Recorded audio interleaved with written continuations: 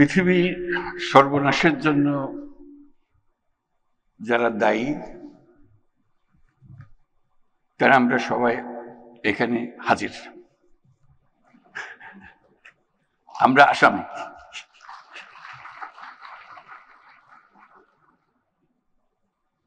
এবং পরিবেশ, বন, জলবায়ু মন্ত্রণালয়ের পক্ষ থেকে উপদেষ্টা রিজওয়ানা হাসান যেগুলো বলার চেষ্টা করল যে কত ভীষণ রকম আমরা অপরাধী। আমাদের পুরনো কবিরা বলে গেছেন,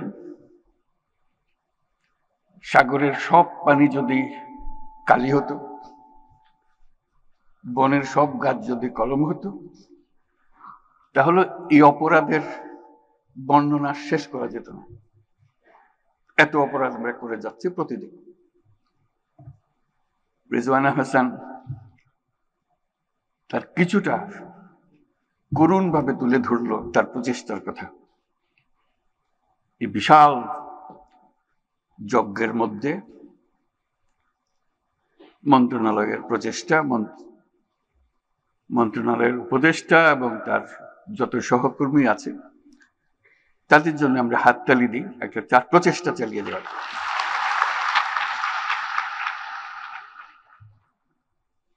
এতে নতুন করে আমাদের পক্ষে যোগ দেওয়ার কিছু নাই,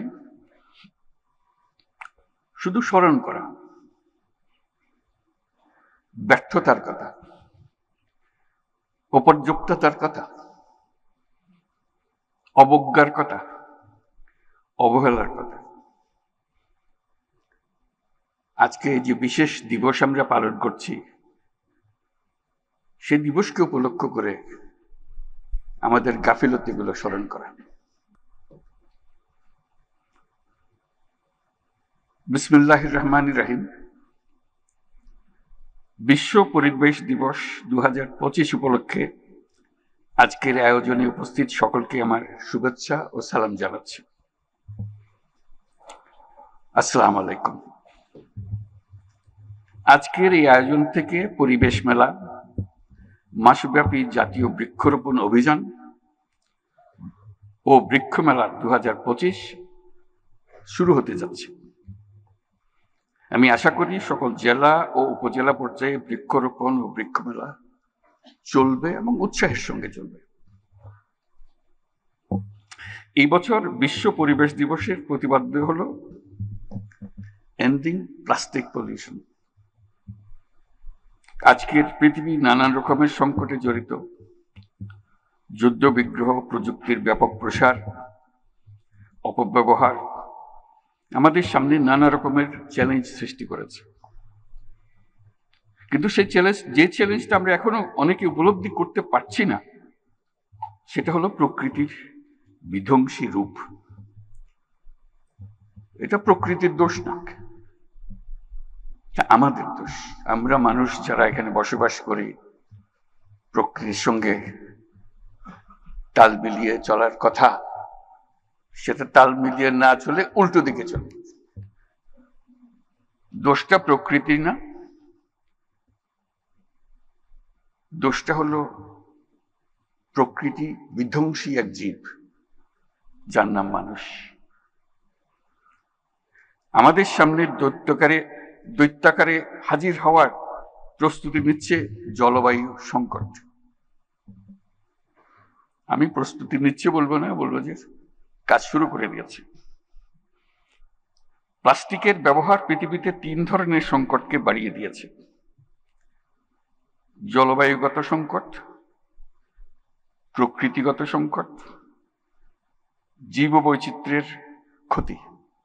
এটা শুধু প্লাস্টিকের জন্য, আরো বহু জিনিস আছে। প্লাস্টিক এমন জিনিসে দাঁড়িয়ে গেছে যে ক্রমাগত হুঙ্কার দিচ্ছে, হয় আমরা থাকবো না হয় তোমরা থাকবে। দুজন একসঙ্গে থাকতে পারবে না, এর জায়গা নেই। এবং তাদের জয়যাত্রা অব্যাহত রয়েছে।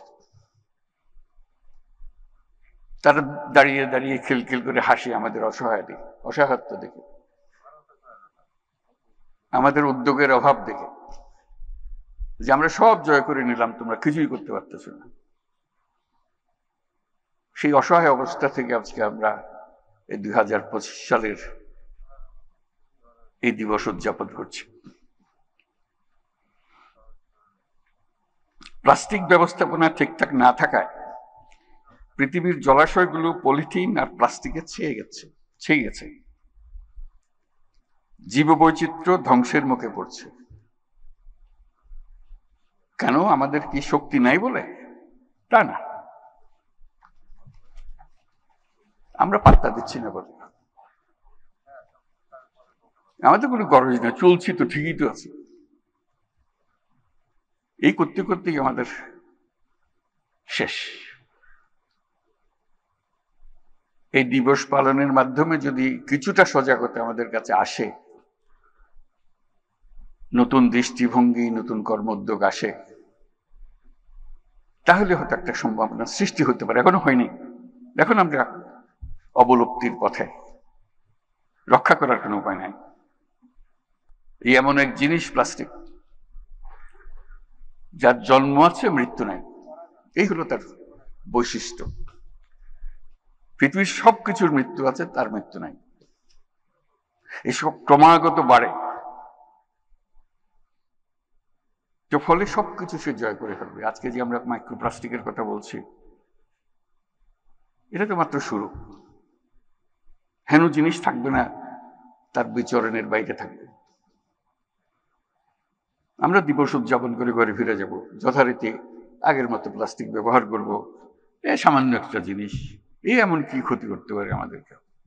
আমরা করতেই থাকবো। মন্ত্রণালয় বলছে প্লাস্টিক বোতল রাখা যাবে না, আমরা হাসাহাসি করব। কাজ নেই তো, একটা প্লাস্টিক বোতলের পেছনে লাগছিল না। এভাবে প্লাস্টিক অগ্রসর হবে। আমরা যদি আমাদের লাইফস্টাইল পরিবর্তন না করি, এই যুদ্ধে সামগ্রিকভাবে মানুষের পরাজয় অবধারিত, এর থেকে মুক্তি নাই। কিভাবে আমরা জীবন যাপন করব, তার মধ্যে এটা লিখিত হয়ে গেছে ফলাফল। প্লাস্টিকও আমরা ছাড়ব না, ধ্বংস আমাদেরকে ছাড়বে না। এই পথ থেকে আমরা কিভাবে বের হব, সেটাই হলো এখন আজকের দিনের বিবেচ্য আলোচ্য বিষয়। বিশ্বে প্লাস্টিক বর্জ্য ব্যবস্থাপনায় বাংলাদেশের অবস্থান 9ম। এতে খুশি হব নাকি নারাজ হব বুঝতে পারছি না। মানে কারো কোনো অবস্থান থাকবেই বা কেন এটার মধ্যে? এই জিনিসের জন্য আমরা কেন আত্মাহুতি দেব? পরিষ্কার, আমরা সুইসাইডাল পথে আছি, আত্মাহুতির পথে আছি। এবং সেটা শুধু একদিনে বসে আনুষ্ঠানিকভাবে সবাই বসে আলাপ করে বাড়ি ফিরে যাব, যথারীতি আবার আমাদের জীবন চলতে থাকবে ধ্বংসের পথে। আমাদের দেশেই নদী, নালা, খাল, বিল, কৃষি জমি, গ্রাম ও নগরের আনাচে কানাচে পলিথিন আর প্লাস্টিকের ছড়াছড়ি আমরা সবাই জানি। কোনো কোনো নদীর নিচে তলদেশে 7-8 ফুট প্লাস্টিকের আস্তরণ পড়ে গেছে ইতিমধ্যেই। এটা শুধু উদ্বেগজনক নয়, এটা ভয়ঙ্কর। এর চেয়েও ভয়াবহ বিষয় হচ্ছে মাইক্রোপ্লাস্টিক, যেটা খালি চোখে দেখা যায় না। একটু আগে রিজওয়ান আমাদেরকে বোঝালো, মায়ের দুধের মধ্যেও মাইক্রোপ্লাস্টিক। আর তার যাবার জায়গা আর কি বাকি রইল? শিশু জন্ম থেকে মাইক্রোপ্লাস্টিক নিয়ে জন্ম দিচ্ছে। কয়েকদিন আগে দেশের ইলিশ মাছের ভেতর মাইক্রোপ্লাস্টিকের অস্তিত্ব পাওয়া গেছে। সেটা তো একটা মাছ, আর বহু মাছ আছে। কাজে আমাদের আর দেরি করার সময় নেই। আমাদের এখনই জেগে উঠতে হবে যে এই সমস্যার সমাধান না হলে আমাদের অস্তিত্ব নাই। অন্তর্বর্তীকালীন সরকার দায়িত্ব গ্রহণ করেই পলিথিন শপিং ব্যাগের বিরুদ্ধে ব্যবস্থা নিতে শুরু করেছে। প্লাস্টিকের বহু রূপ, তার মধ্যে একটা রূপ হলো পানির বোতল। আমাদের মন্ত্রণালয় এটাকে একটা সিম্বল হিসেবে, তার বিরুদ্ধে প্রতিরোধ গড়ে তোলার সিম্বল হিসেবে এই আন্দোলনটা শুরু করেছে। হাসাহাসি হয়েছে, কিন্তু মানুষ অন্তত আলোচনায় আনতে বাধ্য হয়েছে কি হবে এটা দিয়ে। ভালো বিষয় হচ্ছে আমার কাছে যেটা আশা দিতে পারে আমাকে, যারা বয়সের যত তরুণ তারা তত সিরিয়াসলি বিষয়টাকে দেখে। আমরা যারা বয়স্ক হয়ে গেছি আমাদের কোনো গ্রাহ্য হয় না। তরুণরা চিন্তা করছে, আমরা আশা করি আরো বেশি চিন্তা করবে। এই পৃথিবীতে তাদের বেঁচে থাকতে হলে এই হলো তাদের 1 নম্বর শত্রু। দ্বিতীয় শত্রু কোথায় কিভাবে আসবে জানি না, এটার থেকে মুক্তি না পেলে আর বাকিগুলো প্রশ্ন ওঠে না।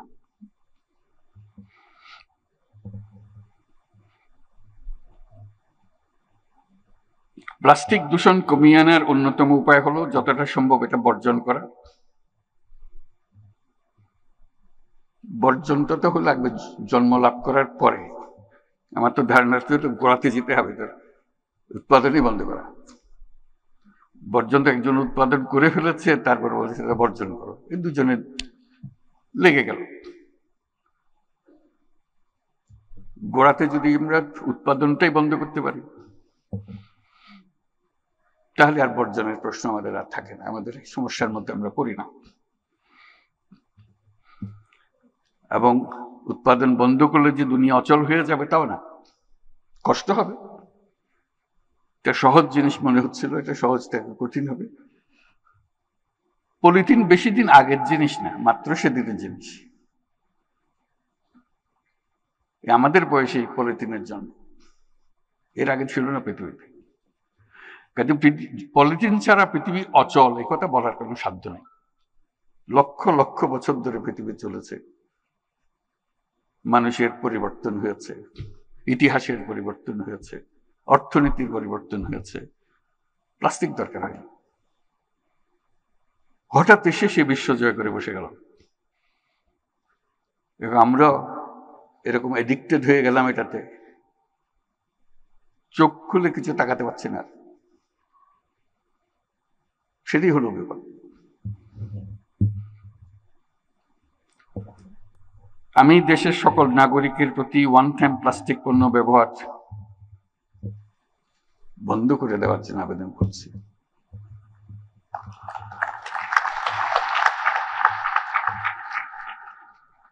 আমরা একটা পদ্ধতি তরুণদের জন্য শুরু করেছিলাম, সেটা বলতে পারি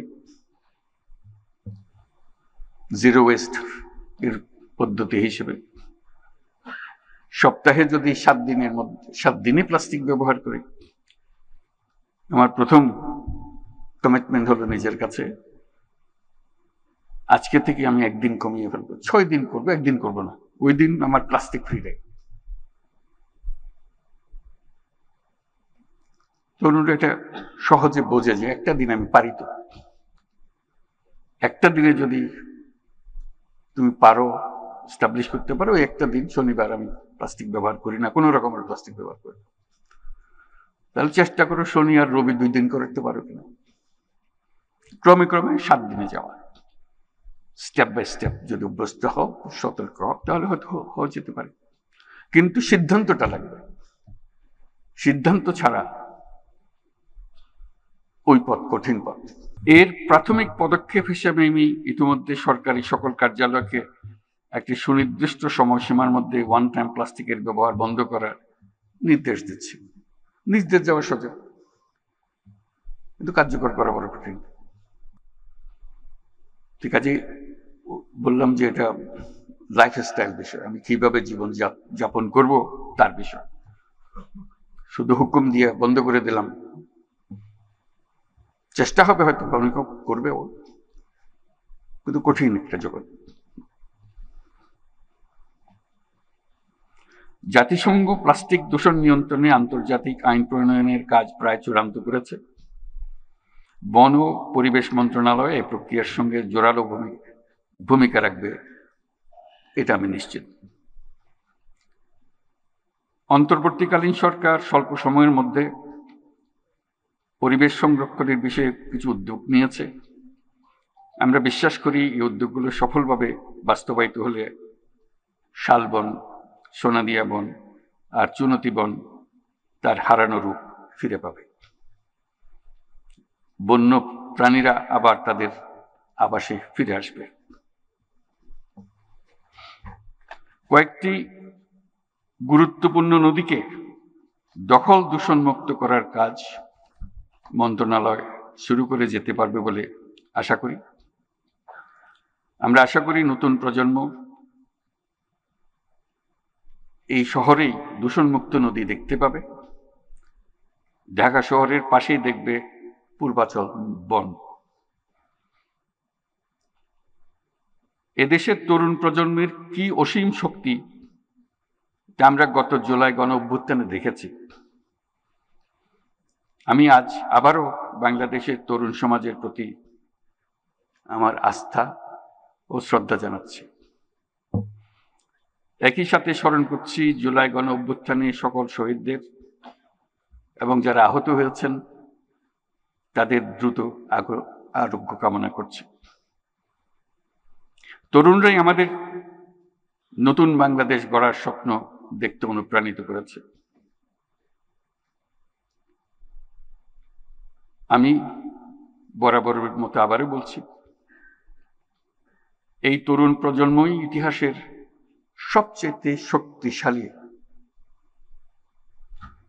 সবচেয়ে সৃজনশীল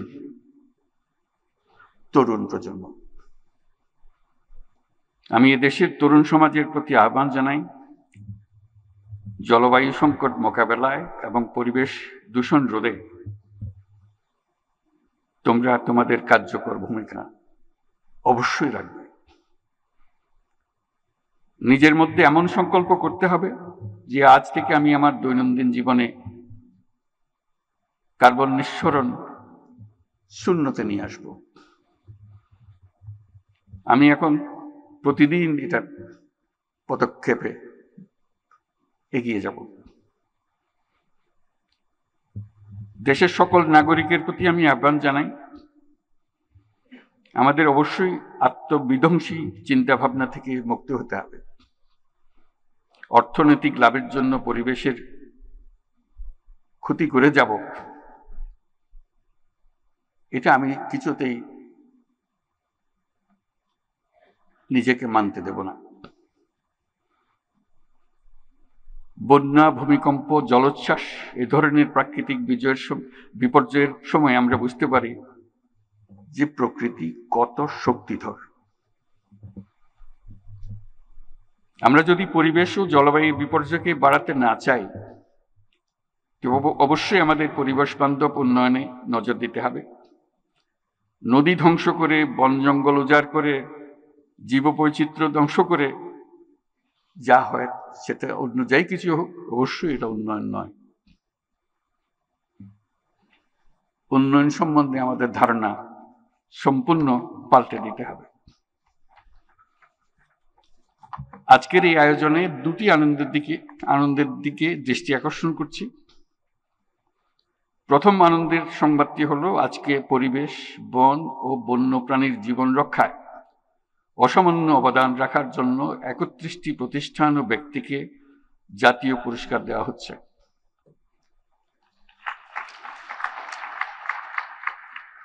আমি তাদেরকে অভিনন্দন জানাচ্ছি। আমরা সবাই মিলে আবার হাততালি দিয়ে, জোরে হাততালি দিয়ে অভিনন্দন জানাচ্ছি। আমার কাছে তারা প্রাতঃস্মরণীয় ব্যক্তিত্ব।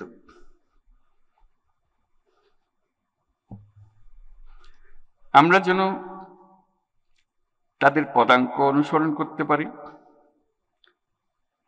আমাদের সন্তানরা যেন তাদের পদাঙ্ক অনুসরণ করতে পারে, তার প্রতি দেশের সকল মানুষের দৃষ্টি আকর্ষণ করছে। দ্বিতীয় আনন্দের বিষয়টি হচ্ছে, আজকের এই আয়োজন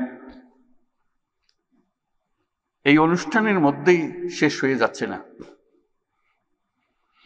বরং আজকে থেকে শুরু হচ্ছে পরিবেশ মেলা, মাসব্যাপী জাতীয় বৃক্ষরোপণ অভিযান ও বৃক্ষ মেলা 2025 সালের কর্মসূচি। এবারের বৃক্ষমেলার প্রতিপাদ্য হচ্ছে পরিকল্পিত বনায়ন করি, সবুজ বাংলাদেশ গড়ি। বৃক্ষরোপণ ও বৃক্ষমেলা চলবে সকল জেলা এবং উপজেলা পর্যায়ে। আমি আশা করি বন বিভাগ জেলা প্রশাসকদের সাথে সমন্বয় করে উৎসব মুখরভাবে মেলা ও গাছ লাগানোর কর্মসূচি আয়োজন করবে। আজকের এই সম্মেলন থেকে সবার উপস্থিতিতে আমি পরিবেশ মেলা, বৃক্ষ মেলা ও বৃক্ষরোপণ অভিযান 2025-এর শুভ উদ্বোধন ঘোষণা করছি।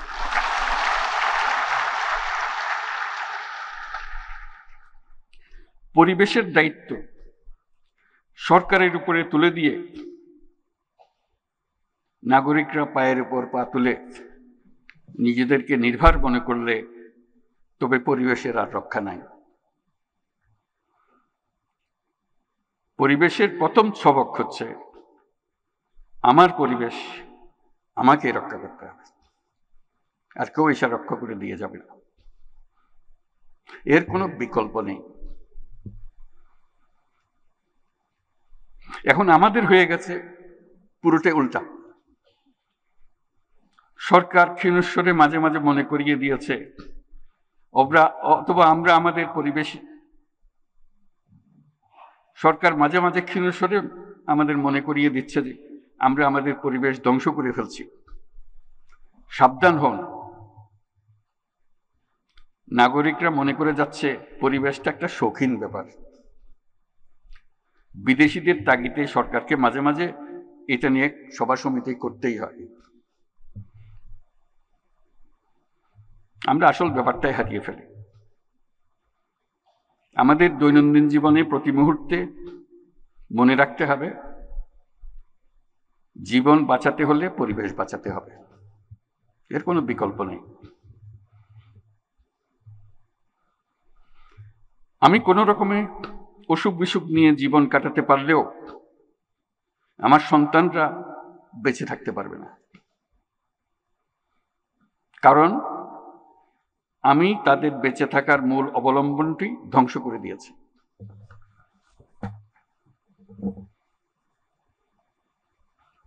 পরিবেশকে হতে হবে নাগরিকদের আন্দোলন, সরকারের আন্দোলন না।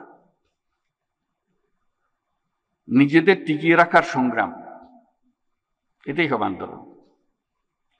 নিজের বংশধরদের জীবন নিশ্চিত করার সংগ্রাম, এটাই হবে আন্দোলন। পরিবেশ আপনাকে কষ্ট করে বানিয়ে দিতে হবে না।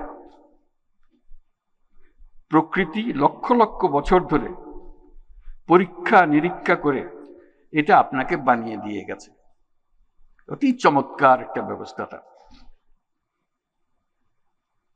আর আমরা এখন উঠে পড়ে লেগেছি এটাকে ধ্বংস করে দেওয়ার জন্য।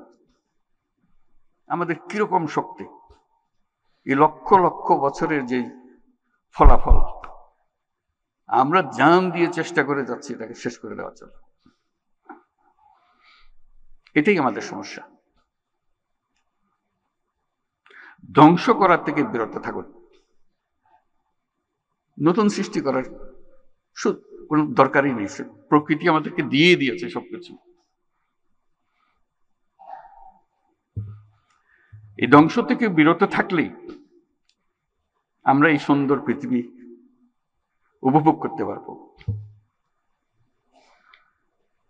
আমরা গাছ লাগানোর উৎসব করছি, একটু আগে ঘোষণা করলাম, তো ভালো কথা। তার সঙ্গে গাছ কাটা বন্ধ করার অভিযানটাও চালাতে হবে।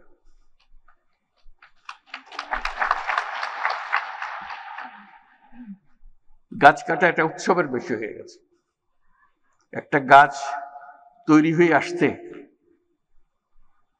কি একটা প্রক্রিয়ার মাধ্যমে বছরের পর যাকে তৈরি হতে হয়েছে, আমরা মুহূর্তের একটা সিদ্ধান্তে এটাকে কেটে ফেলছি অবলীলাক্রমে। এটা কেন এখানে হয়েছিল, তার কি প্রতিদান আমরা পেয়েছি, কিছুই চিন্তা ভাবনা নেই। মনে হয়েছে কেটে ফেলেছি। প্লাস্টিক পরিবেশের বিষ।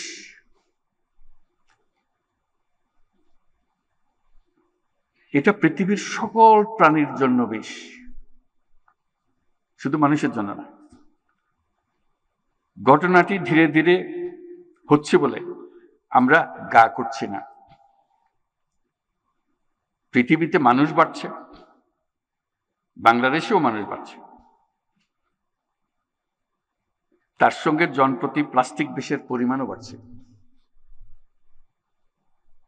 আমরা কখন আর সচেতন হব? আজকের এই দিনে আমরা মনে মনে ঠিক করি, আসুন আমরা বিষয়টি নিষ্পত্তি করে ফেলি।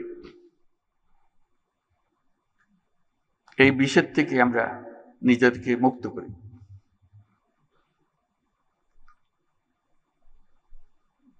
এই আবেদন জানিয়ে আমার কথাগুলো শেষ করলাম। আমার কথাগুলো শোনার জন্য সবাইকে ধন্যবাদ জানাচ্ছি।